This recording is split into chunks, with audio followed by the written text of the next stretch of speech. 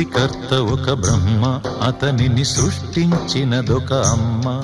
ఆ అమ్మకి తెలియని చిత్రాలు ఎన్నో, ఈ సృష్టిని స్తంభింపచేసే తంత్రాలు ఎన్నో. సృష్టికర్త ఒక బ్రహ్మ, అతనిని సృష్టించినదొక అమ్మ.